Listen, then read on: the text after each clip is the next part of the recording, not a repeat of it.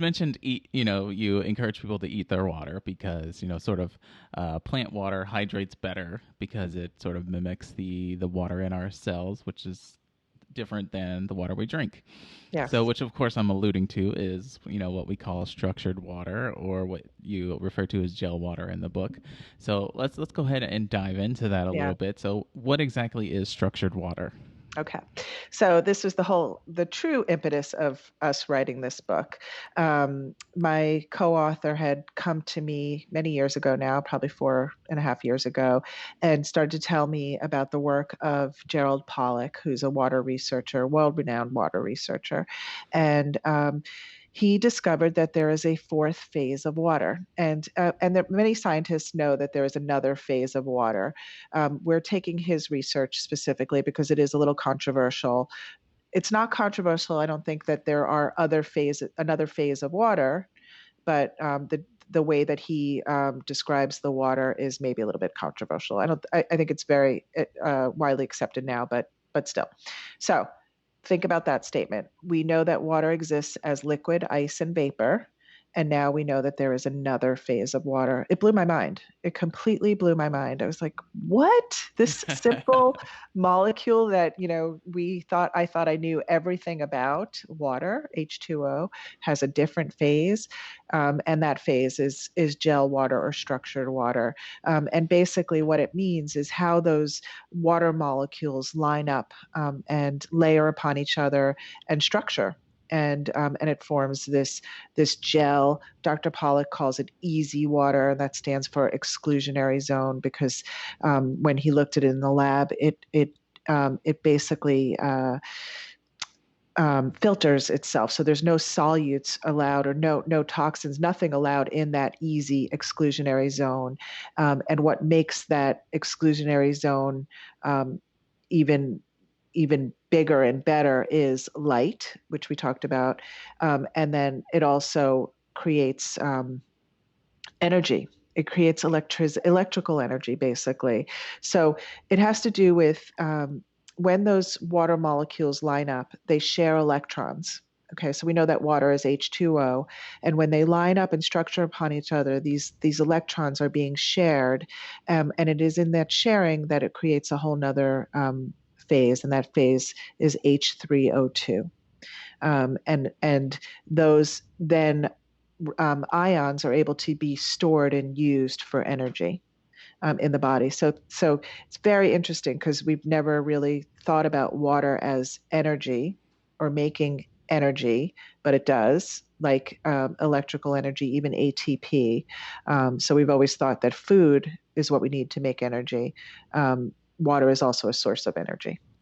That's really interesting. Like Mm-hmm. this is part of the part that, and I tried to read Dr. Pollack's book, Fourth Phase of Water. I couldn't really get through it because it was kind of complex.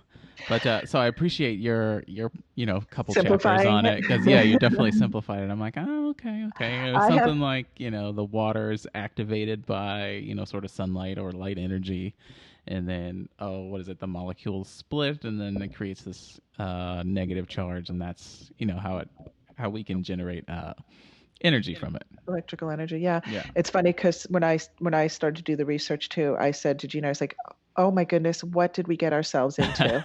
Like, because I'm a clinician, I see patients all day long. I'm not a researcher, and it is for the simplest molecule that we thought we knew everything about. It is so complex, and we're learning new things every day about water. There's a water conference every year that Dr. Pollack actually puts on. Hmm. It's happening in October that I'm going to be going to in Germany, and it's fascinating, really fascinating. Yeah, I've started hearing a lot about this deuterium depleted water, which Yes. is pretty fascinating too. But that's a whole nother podcast.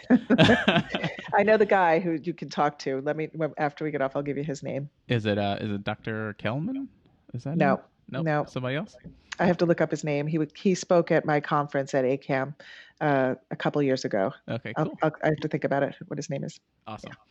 Okay, so back to structured water or the gel water. So you said it's kind of it's we can't see the difference, but we can sort of feel the difference. It's kind of slightly silkier. So I wonder, like, I juice celery every morning, and when I drink it, I'm like, this feels weird, you know. But I've always attributed to maybe there's like this tiny amount of residual fiber or something. But is Yeah. it really the like sort of the structured water that I'm tasting, and not like the fibrous from the celery? I think so. I really do think so. I mean, in many cases, you can see the difference. So think about how desert plants hydrate. Think about cactus and aloe leaves. You open up those leaves, and the gel comes pouring out. Lychee fruit. I don't know if you've ever opened up one of those. They're loaded with gel water. Hmm. So it's literally gel. It's thick, that kind of thing. And then there's, the water from waterfalls. That's charged electrical, that water is really charged. And that, if you took a glass of that water, I don't know if you'd necessarily feel a difference when you drank it, but maybe. So it really can run the gambit of what you feel. It's hard to say. So, but if you add electrolytes, if you add fiber, some smoothies, green smoothies, that kind of thing, you're structuring your water basically. So are you structuring the water that you're drinking, or is your body structuring the water after it goes through the digestion process? I think both. Hmm. I think, yeah, both. I mean, yeah, you're by doing green smoothies, that is structured water. It structures itself and then I think your body definitely does stuff to it once it gets in. Yeah. Yeah, so there's all these like really insanely expensive sort of structured water, filters and like whole house systems, Yeah, like thousands upon thousands of dollars. But so for yeah, us everyday people, yeah, so basically to get more structured water, we need to do smoothies and get those eat those hydrating foods like the chia seeds, the green vegetables, yeah. and anything else that I'm missing there that would help us get more structured water. Light, sunlight. Light. We want to be exposed to sunlight. We want to move. I mean, that's not going to necessarily structure the water, but movement is hydration, which we'll talk about in a second. But I want to go Mm-hmm. back to something you just said, filtering water. We don't mention any kind of filtering systems in the book. We send people to the environmental working group, ewg.org, where you can find a filter that's suited for your budget, that kind of thing. And then as far as all the structured water devices. I think the jury's still out on them. I do think that there's something to them, but we don't have a whole lot of research behind them just yet. So yes, you want to, by eating your water, by doing green smoothies, by eating more fruits and vegetables and greens. We need greens. You're going to be structuring your water naturally. Now, what kind of a effect does like a carbonation have? Sort of. So I drink a lot of Dr. Zevia, my Yeah. guilty pleasure. So how bad is that, and is Yeah. that really affecting the water that we drink or the water that's in our cells? Yeah. Yeah. So I think the jury's still out on that too. There's no research. I think seltzer, bubbly water, carbonated water, I don't necessarily think is bad for you. There's some people that say like maybe some of the phosphorus and some of those things aren't good. I don't think there's a whole lot of information. But I don't know specifically, like Dr. Zevia, I don't know what kind of minerals are in that. If it's just, I don't think spark, there's any. so it's just sparkling water with stevia. Yeah, Yeah. and flavors. Yeah. And flavors. So, yeah, I don't think there's anything wrong with it. I'm not sure it's doing a great job of hydrating you. I think the mineral waters, like the natural mineral carbonated waters, are probably a little bit better because there's minerals in them. Mm-hmm. And that's what I drink Pellegrino. That's like That's what I my, was gonna say. yeah, The Pellegrino. Yeah. I love it. Yeah. So that's what I drink. But I don't think there's anything wrong. I mean, definitely sodas need to go because of the other stuff, because of all the artificial Yeah, crap yeah. in them. The Coke and Pepsis and Diet all that Cokes, even nonsense. worse. Yeah, Yeah. yeah. Yeah. So, but I think carbonated water, I don't think there's, and it's funny when you wrote that question, I've looked it up before and I hadn't looked it up in a long time. I was like, oh, is there any new information about it? And I don't see anything. So, Hmm. Interesting.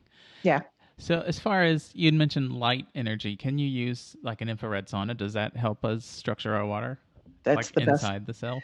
the best way to do it. Yeah, Interesting. far infrared is by far the best way to um, structure water, detoxify our bodies. There's tons of research that is coming out about infrared saunas and what it's doing for detoxification too. It literally pulls heavy metals out of us in the sweat. Like they've done studies. There's a doctor in Toronto.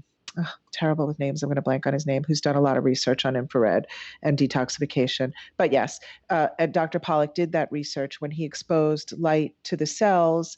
He found that infrared made structure the water better and more so than any light. But truthfully, any light will do. Interesting. So, what about something like using the ion cleanse foot bath? Are you familiar with those? I am. It's interesting. I don't ever poo-poo anything because I keep an open mind. So I don't. But a long time ago, I was like, oh, I don't know about that. And even though I saw the brown, I was like, I just never understood it. I still don't understand it. Yeah. So I can't really talk intelligently on it. Gotcha. Yeah, so Yeah. I bring it up because like one of the things that like convinced me that it was legit was I was watching a YouTube video of Dr. Klinghardt, and he was talking about the ion cleanse, and he said he had a conversation with Dr. Pollack. And basically Dr. Pollack said something like the ion cleanse and sort of the current that the ion cleanse sends through the body sort of gives the water in your body like new marching orders is what Dr. Klinghardt said that Dr. Pollack said. Yeah. So I was like, okay, so if Dr. Pollack, who is like this world renowned like expert on water, and Dr. Klinghardt's endorsing the ion cleanse, there must be something with Yeah. something beneficial like legit about the ion cleanse. Whether or not I can understand why, that's a whole So, other story. so that's so interesting because you just opened up my mind to something really fascinating. So I think what Dr. Pollack is probably saying though is I don't know about the detoxification aspect of the ion foot bath, but the idea of it sort of likens it to grounding, or when we're doing earthing or grounding, when you're walking on nature's surface and there's an ion exchange. You're literally creating more structured water in your body. You're making the water in your body, so to speak, wetter, or structuring it. So I think maybe that's a very interesting idea. I'm going to look into that because I think that opens up my mind to something very interesting. But you realize that they're saying two different things, So Klinghardt is talking about the detoxification of it, and maybe by structuring the water, you're able to detoxify better. I'm not sure, but and then Dr. Pollack is saying that the ions that you're adding in that is literally doing something. There is an ion exchange, and I liken that to more of that grounding or earthing, where you're once again stepping on in nature. And there's some good, interesting research about that too. Interesting, yeah. So Yeah. I'll just refer people to our podcast on both. We had a podcast on the infrared sauna and a podcast on the ion cleanse. So just scroll back a few weeks, and you should get those. I think they're almost back to back. So Oh, I'm going to do that. um,